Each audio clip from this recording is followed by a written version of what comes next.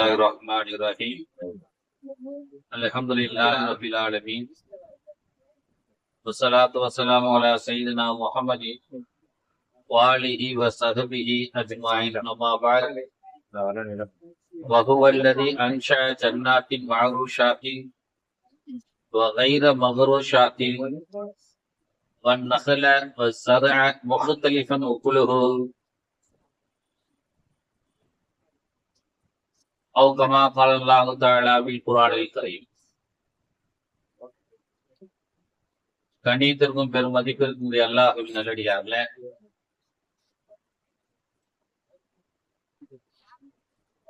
அல்லாஹு ஜல்லஷானஹு வ தஆலா நம்மை எல்லாம் 14 நோன்புகளை நோக்கச் செய்தும் 15 நாள் தராவி தொழுகையை தொழச் செய்தும் நம்மை ஆரோக்கியமாக இருக்க செய்திருக்கிறார்.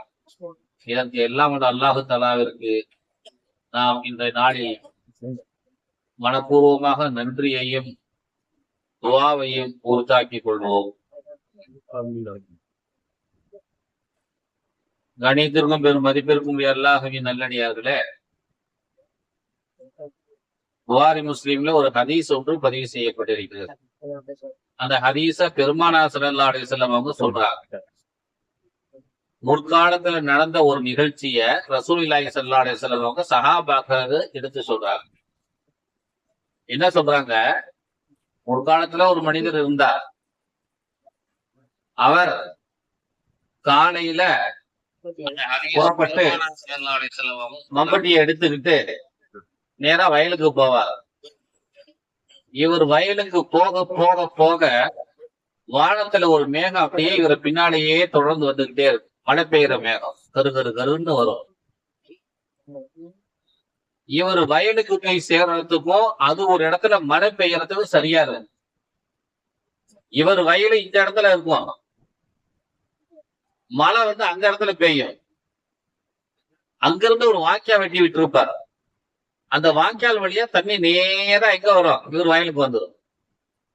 இவர் ஒவ்வொரு மடையா திருப்பி திருப்பி திருப்பி தன்னுடைய வயலில் இருக்கக்கூடிய எல்லா மடைகளுக்கும் தண்ணீர் பாய்ச்சுவார். இவர் தண்ணி பாய்ச்சி முடிஞ்ச உடனே அந்த மழை நின்றுடும். மழை பெய்யறது நின்றுடும். இவர் போயிடுவார். இது தினம் நடக்குது. நம்ம பப்பு செட்டுல மோட்டர் தான் இப்படி போடுவோம். மோட்டரை போட்டு விட்டுட்டு நேரா இங்க மடைக்கு காம்பட்டியை வச்சு திருப்பி விடுவாங்க. ஒவ்வொரு பாத்தியா திருப்பி திருப்பி விடுவாங்க. இப்படிதான் நம்ம பார்த்திருக்கோம். ஆனா வானத்துல இருந்தே தினம் மழை இப்படிதான் வருது. அவருக்கு இவர் இப்படியே செஞ்சுக்கிட்டு இருந்தார். அவர்கிட்ட இத ஒரு சாதாரணமான மனிதர் பார்த்துட்டு, இது என்னங்க உங்களுக்கு மட்டும் அதிசயமா நடக்குது? வானத்துல இருந்து தினம் உங்களுக்கு மழை பெய்யுது, உங்க வயல்ல போய் சொல்லி வச்ச மாதிரி பாத்தி கட்டி நல்ல மகசூல் பாக்குறீங்களா? என்னங்க விஷயம்? நீங்க என்ன அமல் செய்றீங்க என்று கேட்டார். அப்பொழுது அவர் சொன்னார், என்னுடைய வயல்ல இருந்து கடலையை புடுங்கினாலும், நெல் எடுத்தாலும், கோதுமை அறுவடை செஞ்சாலும், தக்காளி காய்கறிகள் எது அறுவடை செய்தாலும் கிடைக்கிறதுல 3ல 1 எனக்கு, இன்னும் 1 அல்லாவுக்கு, 3வது பகுதி மறுபகுதியை மீண்டும் விதைக்கிறது. இப்படி வச்சுக்குவேன். அதனால அல்லாஹ்தானே எனக்கு கொடுக்க வேண்டியதை தாராளமா கொடுத்துக்கிட்டு இருக்கிறார் என்று அவர் சொன்னார். இன்று புகாரி முஸ்லிம் என்ற ஒரு ஹதீஸ் பதிவு செய்யும். எதுக்கு சொல்றேன்னா, விவசாயத்திலையும் எல்லாருமே ஜக்காத்து கொடுத்தாக வேண்டும். திருக்குறான்ல ஒரு வசனத்துல அல்லாஹ் சொல்லுவா, வஹுவல்லதி அன்ஷா ஜன்னாத்தின் மஅரூஷாத்தின், பந்தலின் மீது படரவிடப்பட்ட தோட்டங்களை அல்லாஹ் உருவாக்கி இருக்கிறான். பந்தலின் மீது படரவிடப்பட்ட அப்படின்னா என்ன? திராட்சை பழம் பந்தல்ல தான் விளையும், பாவக்காய் பந்தல்ல தான் விளையும், அவரைக்காய், புடலங்காய் இதெல்லாம் பந்தல்ல தான் விளையும். இது கொடி வகையை சார்ந்த காய்கள். பந்தல் அப்படி பந்தல் போட்டிருப்பாங்க. பந்தலுக்கு கீழே பாத்தீங்கன்னா என்ன செய்யும்? ஒரே திராட்சை பழமா தொங்கும், ஒரே புடலங்காவா தொங்கும். இந்த காட்சியில நம்ம பார்த்திருப்போம்.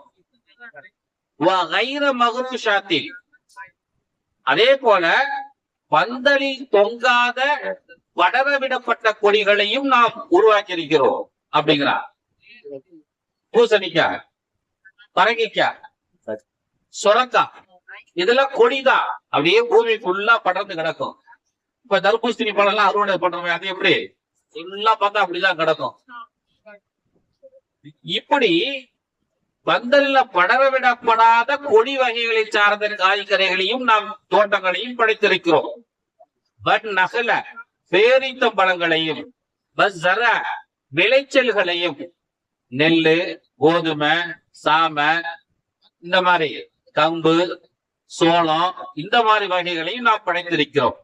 முகத்தலிஃபன் முக்குலுகு, சாப்பிடுவதற்கு பல்வேறுபட்ட விளைச்சல்களை நாம் உங்களுக்கு தருகிறோம். காலையில இட்லி போண்டா, இட்லி வடை சாப்பிடுறோம், மதியத்துக்கு சாப்பாடு சாப்பிடுறோம், நைட்டுக்கு சப்பாத்தி. அப்ப ஒரு நாளைக்கு 3 வகையானது. அப்புறம் ஒரு நாளைக்கு என்ன செய்யலாம், வேற வேற வகையான பொருள்களையும் நம்ம சாப்பிடுறோம்.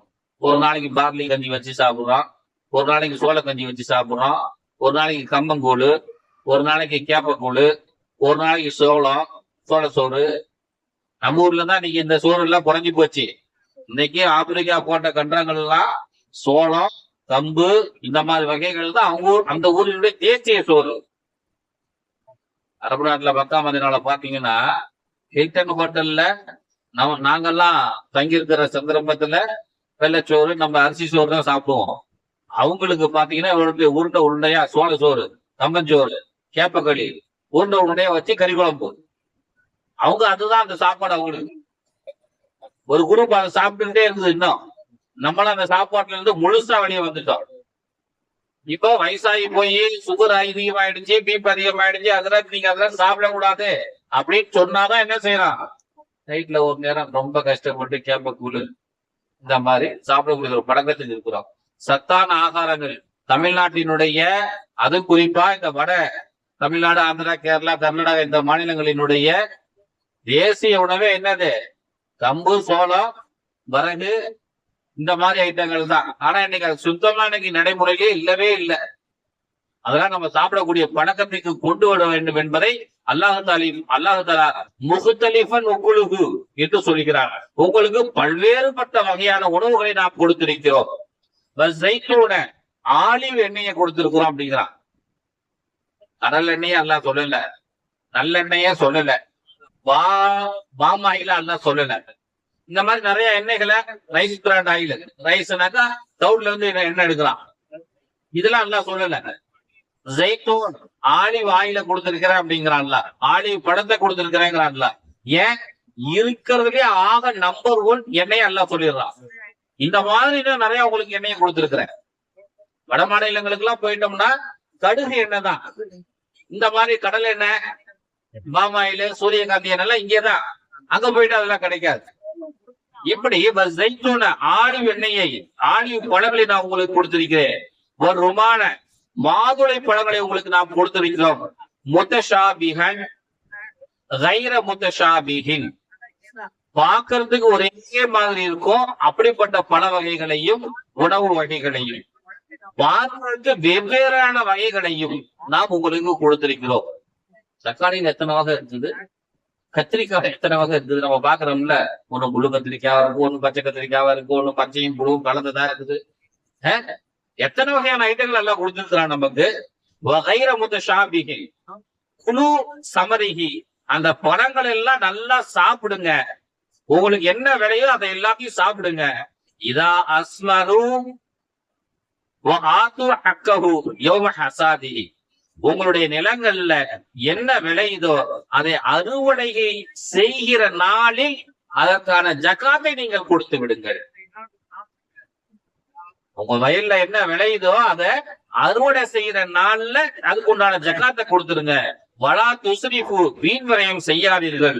இன்னஹு லா யுஹிப்புல் முஸ்ரிஃபீன், வீண் விரயம் செய்யக்கூடியவர்களை அல்லாஹ் நேசிக்க மாட்டான், விரும்ப மாட்டான் என்று அல்லாஹ் தஆலா இந்த வசனத்துல சொல்கிறார்.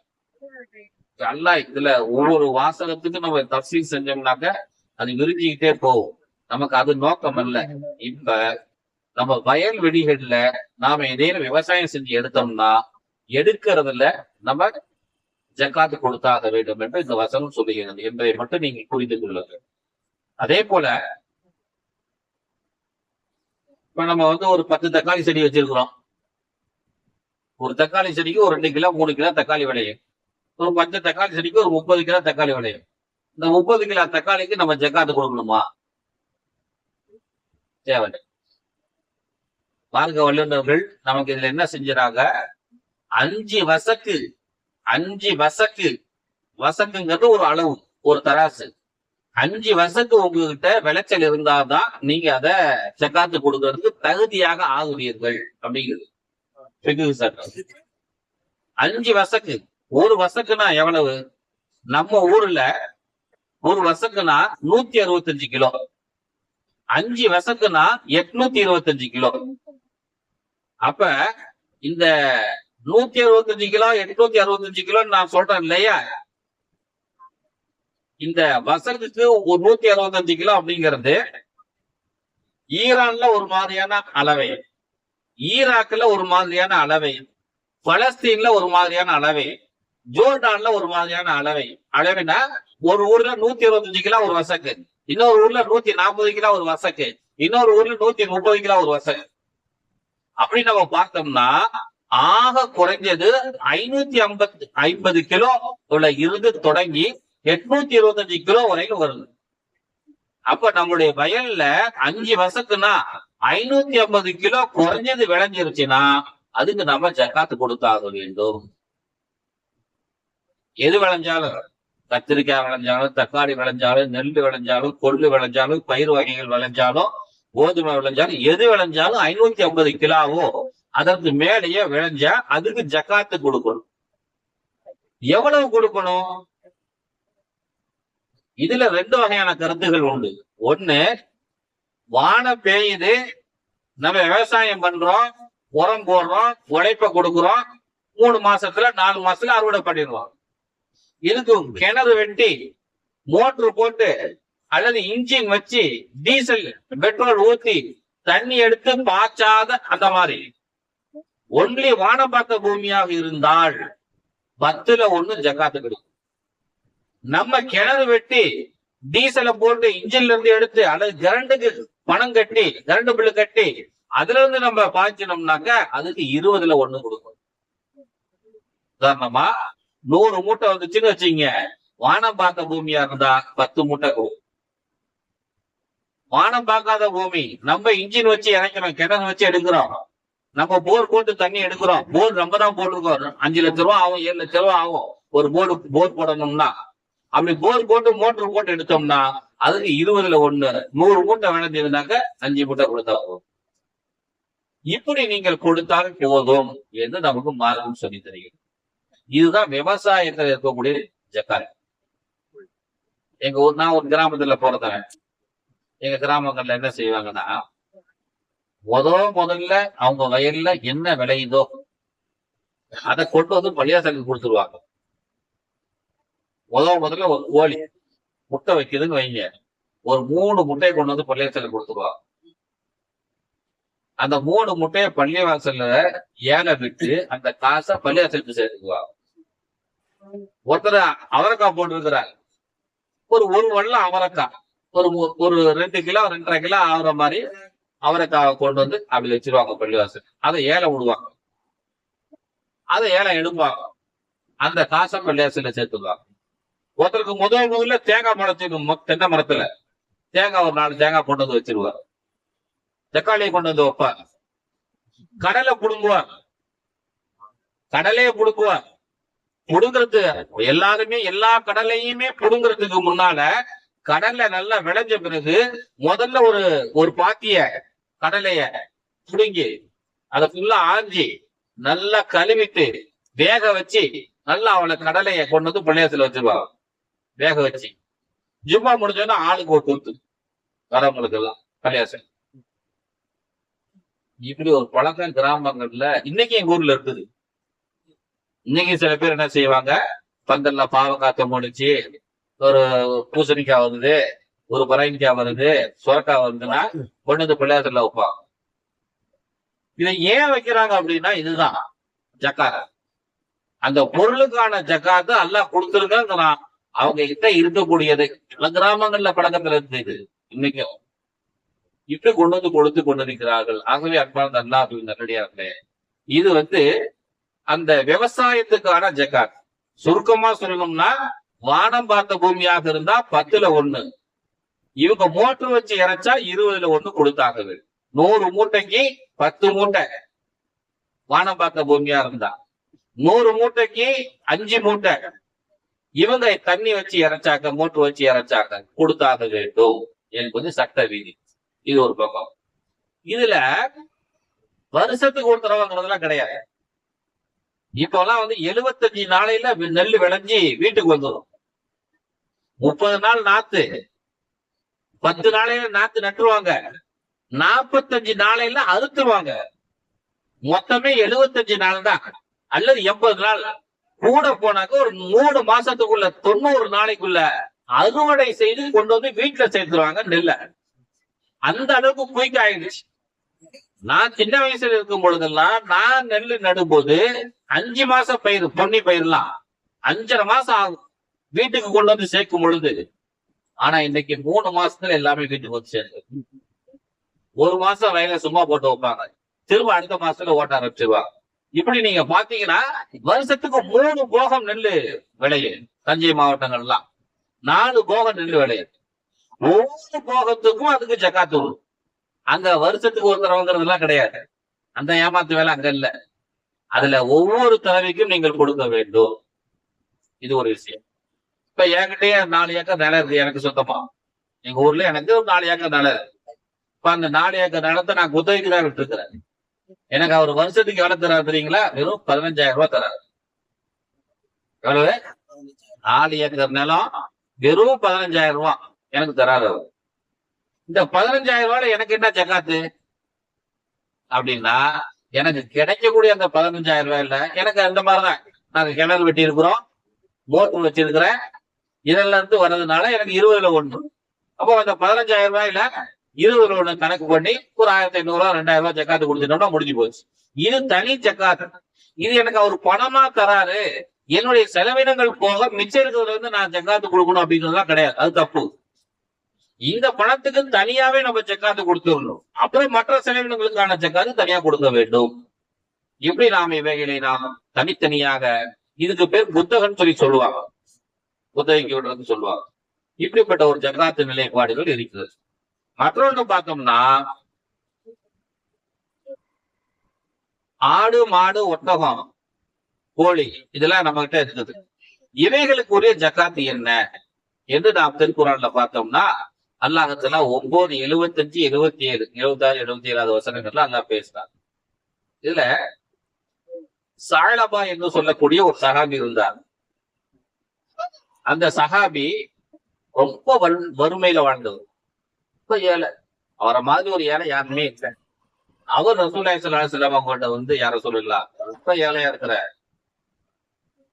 எனக்கு ஏதாவது வருமானம் வர்றதுக்கு, நான் பணக்காரன் ஆகிறதுக்கு எனக்கு ஏதாவது வழி இருந்தா சொல்லுங்க, எனக்கும் காசு பணம் வந்துச்சுன்னா நானும் நிறைய தான தர்மங்கள் செய்வேன் என்று சொல்லுகிறார்.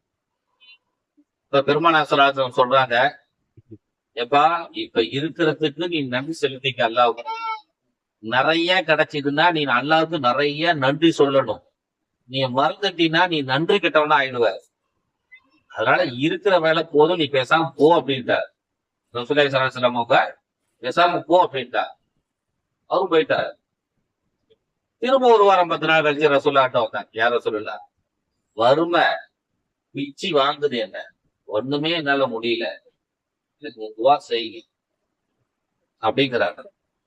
அப்பவும் ரசூலுல்லாஹி ஸல்லல்லாஹு அலைஹி வஸல்லம் சொல்றாங்க, நீ நபிய மாதிரி இருக்க விரும்ப மாட்டியா? நான் என்ன பணக்காரனா? நானும் ஒரு ஏழை தான். நீ நபி மாதிரி இருந்துட்டு போப்பா அப்படிங்கிறாரு. அப்ப அந்த சஹாபி ஒண்ணும் பேச, ரசூலுல்லாஹி சொல்றாங்களே, பேசாம போயிட்டாரு. திரும்ப கொஞ்ச நாள் கழிச்சு வந்தார், ரசூலுல்லாஹ், ஆடைகள் எல்லாம் கிழிஞ்சு போச்சு, வீட்டுல மனைவிக்கு ஆடைகள் இல்லை, எனக்கும் அவங்களுக்கும் ஒரே ஆடை இருக்காங்க, ரொம்ப கஷ்டத்துல இருந்த துவா செய். ரசூலுல்லாஹி சொன்னாங்க, என் கஷ்டத்தை விடையா உனக்கு கஷ்டம்? எனக்கு அல்லாஹ் தாலா ஒரு வாய்ப்பை கொடுத்திருக்கிறான். நான் துவா செஞ்சேன்னா இந்த மலை தங்கமாயிடும், இந்த பள்ளிவாசல் தங்கமாயிடும். நான் எதை எடுத்து வைத்துக் கொண்டு எனக்கு தங்கமாக வேண்டும் என்று கேட்கிறேனோ அதெல்லாம் எனக்கு தங்கமாயிடும். ஆனா நான் கேட்கறது, எனக்கு இறைவன் வழங்கி இருக்கக்கூடிய அந்த வறுமை நிலையை நான் மனமாற ஏத்துக்கிட்டு வாழும். நீ அந்த மாதிரி வாழு போ அப்படிங்கிறார். போயிட்டாரு. 4வது முறையா அவர் வரார். வரும்போது கையில ஒரு ஆட்டுக்குட்டியோட வரார். வந்து யார சொல்லல, வறுமை என்னை வாட்டி எடுக்கிறது, என்னால எந்த வகையிலுமே அதை ஜீர்ணிக்க முடியல, ஏற்றுக்கொண்டு நடைமுறைப்படுத்த முடியல, ஏதாவது ஒண்ணு செய்யுங்க அப்படிங்கிறார். பெருமானார் ஸல்லல்லாஹு அலைஹி வஸல்லம் அவங்க சொல்றாங்க, உனக்கு வசதி வந்துருச்சுன்னா நீ சரியாக அல்லாஹ்விற்கு நன்றி செலுத்த மாட்டாயோ என்று நான் அஞ்சுகிறேன். இருந்தாலும் நீ என்னட்ட வந்து திரும்ப திரும்ப திரும்ப திரும்ப மோதிக்கிட்டே இருப்பதின் காரணமாக நான் உனக்கு துவா செய்கிறேன், அல்லாஹ் உனக்கு பரக்கத் செய்வார் என்று அவர் கொண்டு வந்திருந்த அந்த ஆட்டுக்குட்டி மேல அப்படி ஒரு கையை தடவி ஒரு துவா செஞ்சு அனுப்பி விட்டார். ஆட்டுக்குட்டி இருக்குது இல்லையா, ஆடு இருக்குது இல்ல, அது வருஷத்துக்கு 2 தடவை குட்டி போடும். 6 மாசத்துக்கு 5 மாசத்துக்கு மேல 6 மாசத்துக்குள்ள ஒரு தடவை குட்டி போடும். ஆடு வந்து குறைந்தபட்சம் ஒரு குட்டி வந்து 4 குட்டி வரலும் போடும். அதிகபட்சம் 4 குட்டி வரலும் குட்டி போடும், எந்த ஆடா இருந்தாலும். அப்ப பெருமானார் ஸல்லல்லாஹு அலைஹி வஸல்லம் அவங்க துவா செஞ்சதுனால என்ன ஆகி போச்சு, இந்த ஆடு 6 மாசத்துல 4 குட்டி போட்டு 5 ஆடா ஆயிடுச்சு. 5 ஆடு அடுத்த 1 வருஷத்துல மேய்ஞ்சி 6 மாசத்துக்கு பிறகு அது செனையாயி இந்த 5 ஆடும் 4 குட்டி போட்டு 5 30 36 ஆடு ஆயிடுச்சு ஒரே வருஷத்துல. இவருக்கு பிறக்கிற எல்லா ஆடுகளுமே பட்டை ஆடுதான். ஆடும் பிறக்கணும் இல்ல, பிறக்கிற ஆடுகள்ல பெரும்பாலான ஆடுகள் 4 ஆட்டுல 3 ஆடு, ஒவ்வொரு ஆட்டுக்குமான 4 ஆட்டுல 3 ஆடு ஒட்டையாடு தான். ஒட்டையாடுகளா பிறந்த போது 6 மாசத்துல குட்டி போட்டு 6 மாசத்துல குட்டி போட்டு மனுஷன் 3 வருஷத்துல பெரிய லட்சாதிபதி ஆயிட்டார், பெரிய மந்தைக்கு சொந்தக்காரரா ஆயிட்டார். ஒரு 6 வருஷத்துல 7 வருஷத்துல அவருக்கு இருக்கக்கூடிய ஆடுகளின் எண்ணிக்கை எவ்வளவுன்னே தெரியாது, இந்த அளவுக்கு பெருகி போச்சு. பயங்கரமான பெருகம். ஆட்டுல நம்மளாம் ஆடு வித்து அதுல கிடைக்கக்கூடிய காசு மட்டும்தான் நமக்கு எல்லாம் தெரியும். ஆனா அரபு நாடுகள்ல ஆடு வந்து 3 வகையான வருமானத்தை தரும். ஒன்று ஆடை விற்கிறது ஒரு வருமானம் இறைச்சிக்காக, 2வது ஆட்டுப்பால் பீச்சி அது ஒரு வருமானம், 3வது ஆட்டினுடைய முடிகளை எடுத்து அதை விற்பனை செய்வது மூலமாக வரக்கூடிய ஒரு வருமானம். இப்படி ஆட்டுல 3 வகையான வருமானங்கள் வரும். இவர் ஒரு 6 வருஷத்துக்குள்ள என்ன ஆகி போச்சு, பெரிய செல்வந்தராக மாறிவிட்டார். எந்த அளவுக்குன்னா முதல் ஒரு 2 வருஷம் மட்டும் பள்ளிவாசலுக்கு கரெக்டா வந்துட்டு இருந்தார். 5 நேரமும் இமாம் ஜமாத்தோட ரசூலுல்லாஹ்க்கு முன்னால் தொழுது கொண்டு இருந்தார். 3வது வருஷத்துல இருந்து லொஹருக்கு வர மாட்டார், அசருக்கு வர மாட்டார், ஃபஜ்ர் மக்ரிப் இஷா மட்டும்தான் தொழுதுட்டு இருந்தார். 4வது வருஷம் என்ன செஞ்சிட்டாரு, ஜும்மாக்கு மட்டும்தான் வந்து தொழுதுட்டு இருந்தார். 5வது வருஷம் அதுக்கும் வர. 6வது வருஷம் ரசூலுல்லாஹி ஸல்லல்லாஹு அலைஹி வஸல்லம் அவங்க அவர்கிட்ட போய் சாலபா அவர் பேரு, அவர்கிட்ட போய் ஜக்காத் வாங்கிட்டு வந்திருக்கேன்னு சொல்லி சொன்னாங்க. இப்ப ரசூலுல்லாஹி ஸல்லல்லாஹு அலைஹி வஸல்லம் அவங்க ஆட்டுக்குரிய ஜக்காத்தினுடைய சட்டங்கள் என்ன அப்படிங்கறத எழுதி கொடுத்து அவர்கிட்ட போய் ஜக்காத் வாங்கிட்டு வாங்க, மற்றவங்க போய் ஜக்காத்து வாங்கிட்டு வாங்கன்னு அனுப்பி விட்டாங்க. அதுக்கு ஒரு சாஹிபி அங்க போறாங்க. அங்க போன உடனே 40 ஆட்டுக்கு ஒரு ஆடு ஜக்காத்து கொடுக்கணுங்க, ஒரு வயசு பூர்த்தியான ஆடு. எத்தனை ஆடுங்க உங்ககிட்ட இருக்குது? அவரு 10,000 ஆடு 20,000 ஆடுங்கிறாரு. அப்ப அத்தனை ஆடுகளுக்கு எத்தனை ஜக்காத்து கொடுக்கணும்னு ஒரு கணக்கு போட்டு பார்த்தா இத்தனை ஒரு 100 உருப்படி ஒரு 70 உருப்படி கொடுக்கணும் அப்படின்னு வருது. அது கணக்கை பார்த்துட்டு என்னது 100 ஆடு ஜக்காத்து கொடுக்கணுமா, 150 ஆடு ஜக்காத்து கொடுக்கணுமா அப்படின்னு யோசனை பண்ணிட்டு, நீங்க வேற எங்கேயாவது போய் ஜக்காத்து வசூல் பண்றதா இருந்தா வசூல் பண்ணிட்டு வாங்க, வரும்போது நான் புடிச்சு வச்சிருக்கேன் நீங்க எடுத்துட்டு போயிடுங்க அப்படின்ட்டார். அவர் அங்கெல்லாம் போயிட்டு வசூல் பண்ணிக்கிட்டு இங்க வந்து கேட்டாரு, நீங்க எதுவும் அத்தனை வாங்கல நான் தரேன், கொஞ்சம் வேலையா இருக்கிறேன், அப்புறம் வாங்கல தானே அப்படின்னு. இவரும் ரசூலுல்லாஹி ஸல்லல்லாஹு அலைஹி வஸல்லம் அவங்ககிட்ட போய் நடந்த விவரத்தை அப்படியே சொல்லிட்டார். நீங்க திரும்பவும் அவர்கிட்ட போங்க, ஆனா அவர் கொடுக்க மாட்டார். ஆனாலும் நீங்க போங்க அப்படின்னா ரசூல். இரண்டாவது முறையாக ஒரு ஒரு 3 மாசம் 2 மாசம் 1 மாசம் கழிச்சு 5 நாள் கழிச்சு அவர் போனார். ரசூலுல்லாஹி ஒரு ஆளை ரசூலா நியமிச்சிருந்தாங்க, ஒரு சஹாபிய. அவர் மீண்டும் போனார், போய் கேட்டாங்க. அப்ப இன்னும் கொஞ்ச நாள் போட்டுமே தரேன் அப்படின்னு அந்த சஹாபி வந்துட்டார். ரசூலுல்லாஹி சொன்னாங்க. அப்ப ரசூலுல்லாஹி ஸல்லல்லாஹு அலைஹி வஸல்லம் சொன்னாங்க, இனி இவர்கிட்ட நீங்க கேட்டு போகாதீங்க, இவர்கிட்ட நீங்க ஜக்காத்தை வசூல் பண்ணாங்க, விட்டுடுங்க என்று நபிகள் நாயகம் ரசூலுல்லாஹி ஸல்லல்லாஹு அலைஹி வஸல்லம் அவங்க சொன்னாங்க. இந்த விஷயத்தை அல்லாஹ் குர்ஆன்ல சொல்றான். வமின்ஹும் மன் ஆஹதுன வமின்ஹும் மன் ஆஹதல்லாஹி, அவர்களில் சில பேர் அல்லாஹ்ட்ட சில ஒப்பந்தம் பண்ணியிருக்கிறாங்க. லைன் அத்தானா மின் ஃபல்லிஹி லனஸத்தகன்ன, அல்லாஹ் எனக்கும் காசு பணத்தை கொடுத்தா நானும் தர்மம் செய்வேன் சொன்னானா உன்ன. வலனகூனன்ன மினஸ் சாலிஹீன், நானும் நல்லவர்கள்ல ஒரு ஆளா இருப்பேன் சொன்னாரு. ஃபலம்மா அத்தாஹு மின் ஃபல்லிஹி பஸிலு பிஹி, அல்லாஹ் அவங்களுக்கு பணம் காசு செல்வங்களை கொடுத்த பிறகு அவங்க பெரும் கஞ்சனாக மாறிவிட்டார்கள். அவர்கள் கேட்டு வரும்போது கொடுக்க முடியாத என்று புறக்கணித்து விட்டார்கள். வகுமுழலிலோர், அது மட்டும் இல்ல, புறக்கணிக்கிறது மட்டும் இல்ல, அவங்க வரும்போது ஆளே அங்க இல்லாம போயிட்டாங்க என்று அல்லாஹ் தஆலா அந்த வசனத்தை அவங்க முனாஃபிகா போயிட்டாங்க அப்படிங்கிறாங்க. 9, 75, 76, 77 வசனத்தை நீங்க படிச்சு பாருங்க சூரத்து தௌபா. அப்ப கடைசியில பெருமானார் ஸல்லல்லாஹு அலைஹி வஸல்லம் அவங்க வாங்க வேணான்ட்டாங்க. கொஞ்ச நாள் கழிச்சு இவருக்கு மனசு தாங்கல. அதற்கு பிறகு அவர் கொடுக்கறதுக்கு வந்தாரு. ரசூலுல்லாஹி ஸல்லல்லாஹு அலைஹி வஸல்லம் அவர் வேணான்ட்டாங்க. அவருக்கு மிகப்பெரிய வருத்தமும் வேதனையுமாக ஆகிவிட்டது.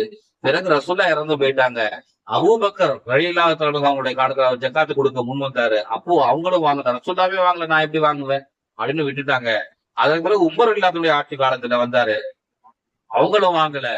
உஸ்மான் ரலியல்லாஹு அவங்களும் வாங்கல. உஸ்மான் ரலியல்லாஹு அவங்களுடைய காலத்துல அவர் ஜக்காத்து கொடுக்காம 25-30 வருஷமா ஜக்காத்து கொடுக்காமலே இறந்து போயிட்டார். முனாஃபிக்காக இறந்து போய்விட்டார் என்று அல்லாஹ் தஆலா திருக்குர்ஆனில் சொல்லி காட்டி. அப்ப அந்த ஆடுகளுக்கான, மாடுகளுக்கான, ஒட்டகங்களுக்கான அந்த ஜக்காத்துகளை நாம் முறையாக சரியாக கொடுத்து விட வேண்டும் என்பதை நாம் புரிந்து கொள்ள வேண்டும். 39 ஆடு வரைக்கும் ஜக்காத்து கிடையாது. 40 ஆடு வந்துருச்சுன்னா ஒரு ஆடு ஜக்காத்து கொடுக்கும். 40 ஆடுல இருந்து 120 ஆடு வரைக்கும் வந்துருச்சு அப்படின்னா ஒரு ஆடு ஜக்காத்து கொடுக்க வேண்டும். 40க்கு மேல 120 வரைக்கும் ஒரு ஆடு தான். 40க்கு மேல 120 வரையிலும் ஒரு ஆடு தான் கொடுக்கணும். 121 இருந்து 200 வரையிலும் 2 ஆடு கொடுக்கணும். 1 வயசு ஆடு 2 ஆடு கொடுக்கணும். 201 இருந்து 300 வரையிலும் 1 வயசு ஆடு 3 கொடுக்கணும். இதுக்கு பிறகு 300க்கு மேல ஒவ்வொரு 100 ஆட்டுக்கும் ஒரு ஆடு சொல்லி 1000 ஆடு இருந்தாக்க 10 ஆடு 1 வயசு ஆடா கொடுத்துரும். 6 மாசம் ஆடு 8 மாசம் ஆடு எல்லாம் கொடுக்க கூடாது. 1 வயசு ஆடுதான் கொடுக்கும். இப்படி நம்ம ஜக்காத்து கொடுக்கணும் ஆட்டுக்கு. மாட்டுக்கு என்ன ஜக்காத்து?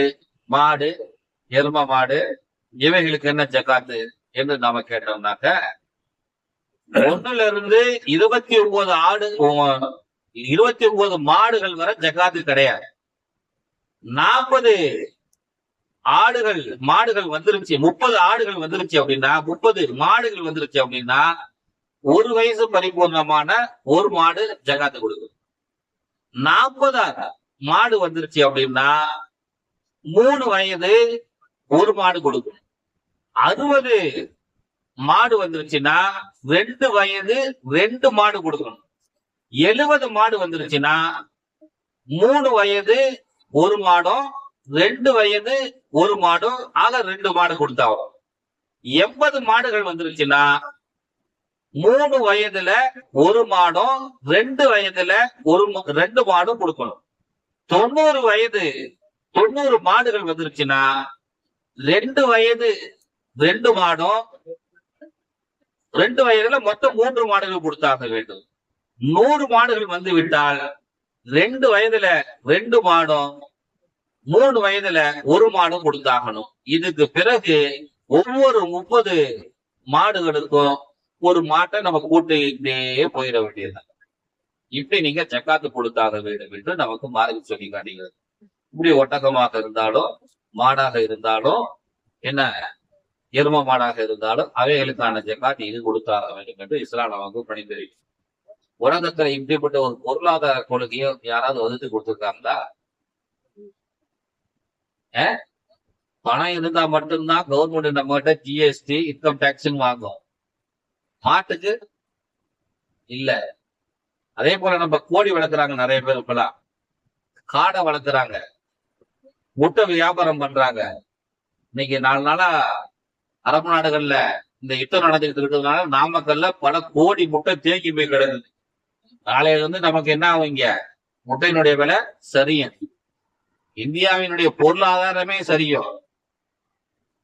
இந்தியா நமக்கு முட்டை விலை 6 ரூபாய்க்கு வீட்டுக்கு இருந்தது, இன்னைக்கு 4 ரூபாய் கிடைக்குதுன்னு நினைக்க கூடாது. விலை குறைஞ்சி போச்சு நினைக்காதீங்க. இந்தியாவினுடைய பொருளாதாரம் சரியும். இதுல மிகப்பெரிய ஏற்றத்தாழ்வுகளை இது ஏற்படுத்தும். இப்போ ஒருத்தர் கோழி விற்பனை செய்யறார், லட்சம் கோழி வச்சிருக்கிறார். கோழிகளுக்கு ஜக்காத்து கிடையாது, காடைகளுக்கு ஜக்காத்து கிடையாது. லவ் பேர்ட்ஸ் ஒருத்தர் விற்பனை பண்றான் நிறைய பேர், நம்பாளுங்கள, இதுக்கு ஜக்காத்து கிடையாது. ஆனா இதுல இருந்து வரக்கூடிய வருவாய்களுக்கு ஜக்காத்து, இதுல இருந்து வரக்கூடிய வருவாய்களுக்கு ஜக்காத்து. ஆகவே அன்பார்ந்த அல்லாஹ்வின் நல்லடியார்களே, இப்படி இன்னும் இந்த ஜக்காத்து சம்பந்தமான நல்ல பல விஷயங்கள் இருக்குது. யாருக்கு ஜக்காத்து கொடுக்கணும், யாருக்கு ஜக்காத்து கொடுக்க கூடாது, யார் யாரெல்லாம் ஜக்காத்து கொடுக்கணும், யார் யாரெல்லாம் ஜக்காத்து கொடுக்க கூடாது, இப்படிங்கிற தகவல்கள்லாம் இருக்குது. இதெல்லாம் இன்ஷா அல்லாஹ் அடுத்த வருஷம் பேசிக்குவோம். இப்ப இந்த 3 வகையான ஜக்காத்து, தங்கம், வெள்ளி, பணத்துக்கான ஜக்காத்து பேசியிருக்கிறோம். அதே போல இதுல இருக்கக்கூடிய ஜக்காத்துடைய பல பிரிவு சட்டங்களை பேசியிருக்கிறோம். விவசாயத்துக்கான ஜக்காத்துகளை பேசியிருக்கிறோம். ஆடு மாடுகளுக்கான ஒரு ஜக்காத்துக்களை நம்ம பேசியிருக்கிறோம். இவைகள்ல இருக்கக்கூடியவைகளுக்கு நாம் முழுமையாக ஜக்காத்து கொடுத்து அல்லாஹ்வின் அருளையும் அன்பையும் பெறுவதற்குரியவர்களாக அல்லாஹ் ஆக்கி அருள்வானாக. அஸ்ஸலாமு அலைக்கும் வரஹ்மத்துல்லாஹி வபரகாத்துஹு.